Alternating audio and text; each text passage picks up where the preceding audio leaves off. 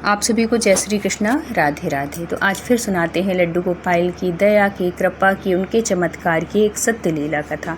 तो ये जो सत्य लीला कथा है ये उत्तर प्रदेश के एक छोटे से गांव में राधे श्याम नाम के एक भक्त रहते थे। अपनी पत्नी सीमा और 5 साल की बेटी के साथ रहते थे।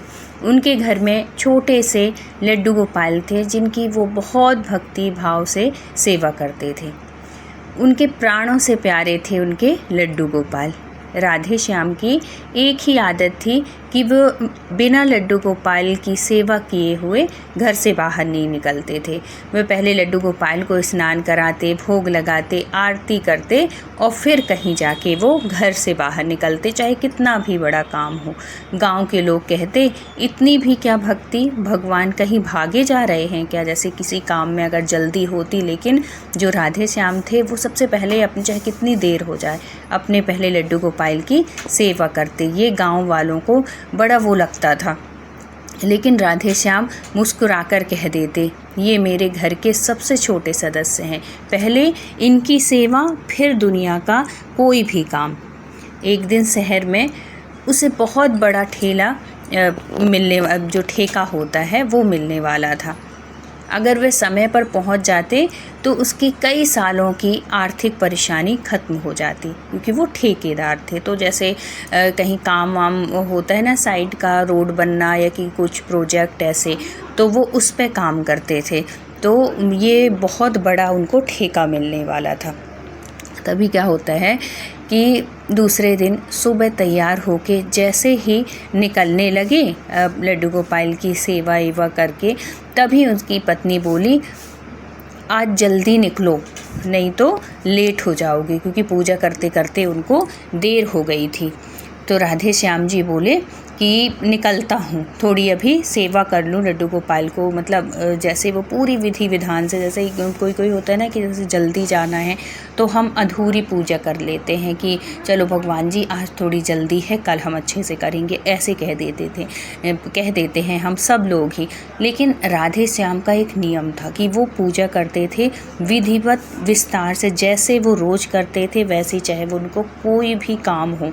लेकिन पहले वो लड्डू गोपाल की सेवा अच्छे से करते थे और फिर घर से बाहर निकलते थे। राधे श्याम ने घड़ी देखी और उन्होंने देखा कि हाँ, टाइम तो ज़्यादा हो रहा है, लेकिन वो लड्डू गोपाल की सेवा करने लगे। लेकिन तभी एक अजीब बात हुई। जैसे उन्होंने सब कुछ अच्छे से तैयार कर दिया, उनको चंदन चावल सब कुछ अच्छे से कर दिया, जैसे ही उन्होंने लड्डू गोपाल के सिंहासन से उठाया, उनके मुकुट का मोरपंख नीचे गिर गया। उन्होंने उनको उठाकर लगाया, फिर से जैसे तैयार कर दिए, मुकुट लगाने लगे तो वो नीचे गिर गया।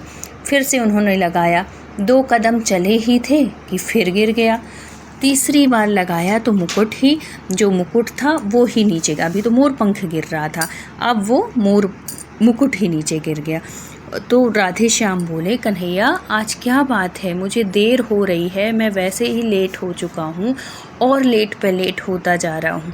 उसने पूरे प्रेम से फिर जो था मुकुट ठीक किया, आरती की और भोग लगाया। अब तक लगभग 20 मिनट की देर हो चुकी थी। वह जल्दी जल्दी बाइक लेकर शहर की ओर निकल पड़ा। रास्ते में उसका मन बार बार बेचैन हो रहा था। लगभग आधा रास्ता तय हुआ ही था कि उसने आगे लोगों की भीड़ देखी। पास जाकर देखा तो उसकी रूह कांप गई। एक बड़ा ट्रक और एक बाइक थी, भयंकर टक्कर हुई थी बाइक से और ट्रक से। बाइक बिल्कुल उसी मॉडल और उसी रंग की थी जैसे राधे श्याम की थी। लोग कह रहे थे, अगर 5-10 मिनट पहले कोई यहाँ से निकला होता तो बचना मुश्किल था। राधे श्याम के हाथ कांपने लगे। उसने समय देखा तो उसने देखा कि अगर आज मुकुट बार बार ना गिरता, मोरपंख बार बार ना गिरता, अगर पूजा में देर ना होती तो ठीक उसी समय मेरे गुजरने का टाइम था, मतलब मेरे निकलने का टाइम था, ठीक उसी समय वह इसी जगह होता। उसकी आँखों से आंसू बहने लगे। वह सड़क किनारे बैठ गया और बोला, मेरे लड्डू गोपाल, आपने मुझे रोककर मेरी जान बचा ली। वह शहर पहुंचा तो किसी और को मिल चुका था, क्योंकि ये लेट हो गया था। ठेकेदार बहुत सारे आ चुके थे, तो ठेका किसी और को मिल गया था। लोग बोले, देखा, पूजा पाठ के चक्कर में नुकसान हो गया, क्योंकि उसके साथ और भी लोग थे। तो इसने बोल दिया था कि अभी मैं पूजा कर रहा हूँ, उसके बाद जाऊँगा, जब तक तुम लोग जाओ। तो जो साथ के थे उन्होंने उसको वो किया, इतना अच्छा ठेका था, इतना बढ़िया प्रोजेक्ट था, तुम कितना कमा लेते, और आज ये पूजा पाठ के चक्कर में तुम्हारे हाथ से निकल गया। राधे श्याम बस मुस्कुरा दिया। उसे लगा कि आज जो खोया हो उससे लाख गुना अधिक उसे मिल चुका है। मतलब उसका जो जीवन बचा उससे कहीं कीमती है, क्योंकि जीवन रहेगा तो वो तो कितना ना कमा लेगा, और जीवन ही चला जाता, वो मर जाता, तो वो पैसे कहाँ, क्या मतलब के। कुछ दिन बाद वही कंपनी उसे फिर बुलाती है। पहले वाले ठेकेदार ने काम अधूरा छोड़ दिया था। इस बार राधे श्याम को पहले से भी बड़ा काम मिला और अधिक लाभ भी हुआ। कंपनी के मालिक ने कहा, हमें ईमानदार इंसान चाहिए था, इसलिए हमने आपको बुलाया है। उस दिन राधे श्याम जो था, घर लौटकर सबसे पहले लड्डू गोपाल के चरणों में गिर पड़ा। रोते हुए बोला, प्रभु, मैं तो सोच रहा था कि मेरा नुकसान हो गया है, लेकिन आप तो मेरे लिए कुछ और ही सच्चा सोच रहे थे, कुछ और ही अच्छा सोच रहे थे। उस रात उसने सपना देखा। सपने में एक सुंदर बालक मुस्कुराते हुए बोला, जब जब तुम प्रेम से मुझे पुकारोगे मैं तुम्हारे साथ रहूँगा। कभी कभी जो देरी तुम्हें बुरी लगती है वही तुम्हारी सबसे बड़ी रक्षा होती है। सुबह उठकर राधे श्याम ने देखा कि लड्डू गोपाल के चेहरे पर ऐसी मुस्कान थी जैसे उसने पहले कभी नहीं देखी थी। बहुत मुस्कुरा रहे थे, बहुत खिलखिला रहे थे। उसने हाथ जोड़कर कहा, अब मुझे कभी शिकायत नहीं होगी, आपकी हर इच्छा में मेरी भलाई छिपी है। उस दिन से पूरे गांव में यह बात फैल गई कि सच्चे प्रेम और विश्वास से की गई भक्ति कभी व्यर्थ नहीं जाती। तो इस कहानी से हमें ये शिक्षा मिलती है कि कभी कभी भगवान हमारी इच्छा पूरी करने में देर इसलिए करते हैं क्योंकि वे हमें किसी बड़े संकट से बचा रहे होते हैं।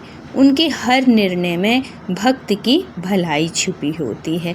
तो कभी भी कोई भी अगर आप काम के लिए सोच रहे हैं और वो काम अगर आपका नहीं होता है, ये कि वो काम बिगड़ जाए, हो ना पाए, तो कभी ये नहीं सोचा करिए कि ये नहीं हो पाया, भगवान ने हमारा साथ नहीं दिया है, कि हम तो इतनी पूजा पाठ करते हैं लेकिन हमारा नुकसान हो गया। नहीं, उसमें आपकी भलाई है। हो सकता है कि जिस चीज़ से आपका नुकसान हुआ उससे कहीं ज़्यादा अच्छा आपको मिलना हो, इसलिए उस चीज़ का नुकसान हो गया है, क्योंकि आपको भगवान और आगे बढ़ाना चाहते हैं और अच्छा आपके जीवन में करना चाहते हैं। इसलिए कभी भी अगर भगवान की सेवा करते हैं, भगवान से जुड़े हुए हैं, तो उनकी सेवा में, उनकी भक्ति में कभी संदेह मत करिए, उनकी कृपा में कभी संदेह मत करिए कि हम तो इतना कर रहे हैं, हमें अभी तक तो हमें कोई फल नहीं मिला। नहीं, आप अपना कर्म करते जाइए, आपको फल अवश्य मिलेगा। आज नहीं तो कल अवश्य मिलेगा। बस इसमें एक बात ज़रूरी है कि ईमानदारी के साथ करना है। कोई भी काम कभी किसी को नीचा दिखाने के लिए नहीं, कभी किसी का बुरा सोच के नहीं, कभी किसी के लिए गलत करके नहीं। हमेशा दूसरों की भलाई करिए, हमेशा दूसरों का अच्छा सोचिए। जब हम दूसरों का भला करते हैं, दूसरों का अच्छा सोचते हैं ना, तो प्रभु हमारा भी भला करते हैं, हमारे जीवन में भी खुशियाँ आती हैं, हमारी भी तरक्की होती है। तो अगर आप लड्डू गोपाल के भक्त हैं तो ज़रूर ऐसे ही किया करिए। और जो भक्त होते हैं उनके विचार, उनकी सोच सब कुछ बदल जाती है, वो एकदम भक्तिमय हो जाते हैं। उनके ऊपर कन्हैया की बहुत कृपा होती है, उनके मन में कभी किसी के प्रति द्वेष नहीं होती। और जिसके मन में ऐसा है, साफ दिल हैं, कभी किसी के प्रति गलत नहीं सोचते, तो समझिए कि आपके ऊपर कन्हैया की बहुत कृपा है। तो अगर आप ऐसे हैं तो अपने आप को अपने कन्हैया को बहुत धन्यवाद दीजिए, क्योंकि उन्होंने आपके विचार, आपकी सोच सब कुछ बदल दी है। और ये सब होता है भगवान की कृपा से। जब तक भगवान की कृपा नहीं होती ना, तब तक हमारे ऐसे विचार भी नहीं आते हैं। तो अगर कहानी अच्छी लगी हो, वीडियो अच्छा लगा हो और लड्डू गोपाल के भक्त हों तो कमेंट में जय श्री कृष्णा राधे राधे ज़रूर लिखिएगा। फिर मिलते हैं किसी सत्य लीला कथा के साथ। जब तक अपना ख्याल रखिए, अपनों का ख्याल रखिए। Thank you so much full watch करने के लिए। राधे राधे, जय श्री कृष्णा।